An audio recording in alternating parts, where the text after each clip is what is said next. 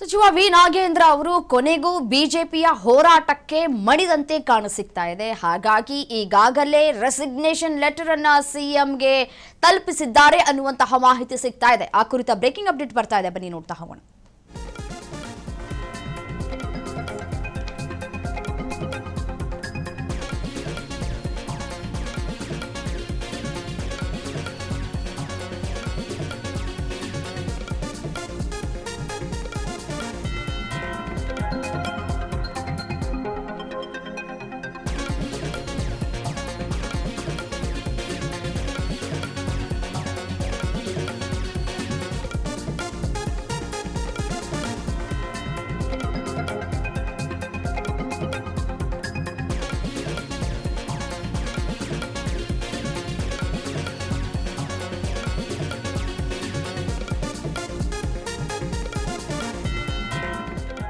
ಕೊನೆಗೂ ಬಿಜೆಪಿ ಹೋರಾಟಕ್ಕೆ ಬಿ ನಾಗೇಂದ್ರ ಮಣಿದಿದ್ದಾರೆ. ಸಿಎಂ ಡಿಕೆ ಶಿವಕುಮಾರ್ ಅವರಿಗೆ ರಾಜೀನಾಮೆ ಪತ್ರವನ್ನ ರವಾನೆ ಮಾಡಿದ್ದಾರೆ ನಾಗೇಂದ್ರ.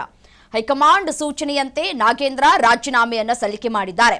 ಸಿಎಂ ಡಿಕೆ ಶಿವಕುಮಾರ್ ರಾಜೀನಾಮೆ ಅಂಗೀಕಾರ ಮಾಡೋದು ಒಂದೇ ಬಾಕಿ ಉಳಿದುಕೊಂಡಿದೆ. ರಾಜೀನಾಮೆ ಅಂಗೀಕರಿಸಿ ರಾಜ್ಯಪಾಲರಿಗೆ ಪತ್ರವನ್ನ ರವಾನೆ ಮಾಡಬೇಕಾಗಿದೆ. ಸಿಎಂ ಡಿಕೆ ಶಿವಕುಮಾರ್ ಅಂಗಳದಲ್ಲಿ ನಾಗೇಂದ್ರ ರಾಜೀನಾಮೆ ಭವಿಷ್ಯ ಇದೆ. ಕೆಲವೇ ಕ್ಷಣಗಳಲ್ಲಿ ಸಚಿವ ನಾಗೇಂದ್ರ ಸುದ್ದಿಗೋಷ್ಠಿಯನ್ನ ಕೂಡ ಕರೆದಿದ್ದಾರೆ. ಸುದ್ದಿಗೋಷ್ಠಿಯನ್ನ ನಡೆಸಿ ನಾಗೇಂದ್ರ ರಾಜೀನಾಮೆಯನ್ನ ಘೋಷಣೆ ಮಾಡುವಂತಹ ಸಾಧ್ಯತೆಗಳು ಕೂಡ ಇಲ್ಲಿ ದಟ್ಟವಾಗಿ ಕಾಣಸಿಗ್ತಾ ಇದೆ. ನೋಡಿ, ನಾಗೇಂದ್ರ ರಾಜೀನಾಮೆಯನ್ನ ಕೊಡಬೇಕು ಅಂತ ಹೇಳಿ ಬಿಜೆಪಿ ಸದನದ ಒಳಗೂ ಹೊರಗೂ ಯಾವ ರೀತಿಯಾಗಿ ಪ್ರತಿಭಟನೆಯನ್ನ ಮಾಡ್ತು ಅನ್ನೋದನ್ನ ಗಮನಿಸಿದ್ದೇವೆ. ಅದೇ ರೀತಿಯಾಗಿ ಪಾದಯಾತ್ರೆಯನ್ನ ಕೂಡ ನಡೆಸ್ತೀವಿ ಅಂತ ಹೇಳಿ ಬಿಜೆಪಿ ನಾಯಕರು ಈಗಾಗಲೇ ಅನೌನ್ಸ್ ಕೂಡ ಮಾಡಿದ್ರು. ಸಮಯ ಮತ್ತೆ ಡೇಟ್ ಅನ್ನು ಕೂಡ ನಿಗದಿ ಕೂಡ ಮಾಡಿಕೊಂಡಿದ್ರು. ಹೀಗಾಗಿ ಪಕ್ಷದ ಚಟುವಟಿಕೆಗಳು ವಿಚಾರಕ್ಕೆ ಸಂಬಂಧಪಟ್ಟಂತೆ ಅಥವಾ ಪಕ್ಷಕ್ಕೆ ಮುಜುಗರ ಆಗತ್ತೆ ಅನ್ನುವಂತಹ ವಿಚಾರಕ್ಕೆ ಸಂಬಂಧಪಟ್ಟಂತೆ ಕಾಂಗ್ರೆಸ್ನ ನಾಯಕರು ಕೊನೆಗೂ ಬಿಜೆಪಿಯ ಈ ಒಂದು ಹೋರಾಟಕ್ಕೆ ಮಣಿದಂತೆ ಕಾಣಸಿಗ್ತಾ ಇದೆ. ಹಾಗಾಗಿ ಈಗಾಗಲೇ ಸಿಎಂ ಡಿಕೆ ಶಿವಕುಮಾರ್ ಅವರಿಗೆ ರಾಜೀನಾಮೆ ಪತ್ರವನ್ನ ರವಾನೆ ಮಾಡಿದ್ದಾರೆ. ಹೈಕಮಾಂಡ್ನಿಂದನೂ ಕೂಡ ಸೂಚನೆ ಬಂದಿತ್ತು ರಾಜೀನಾಮೆಯನ್ನ ಕೊಡಿ ಅಂತ ಹೇಳಿ. ಅದರಂತೆಯೇ ಹೈಕಮಾಂಡ್ನ ಸೂಚನೆಯಂತೆಯೇ ಇದೀಗ ಪಾಲನೆ ಕೂಡ ಮಾಡಿದ್ದಾರೆ. ಸುದ್ದಿಗೋಷ್ಠಿಯನ್ನ ಕೂಡ ಕರೆದಿದ್ದಾರೆ.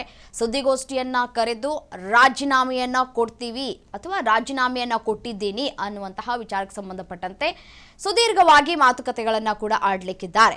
ಸಿಎಂ ಡಿಕೆ ಶಿವಕುಮಾರ್ ಅವರು ಈಗ ರಾಜೀನಾಮೆಯನ್ನ ಅಂಗೀಕಾರ ಮಾಡಿಕೊಳ್ಳೋದು ಒಂದೇ ಬಾಕಿ ಇದೆ.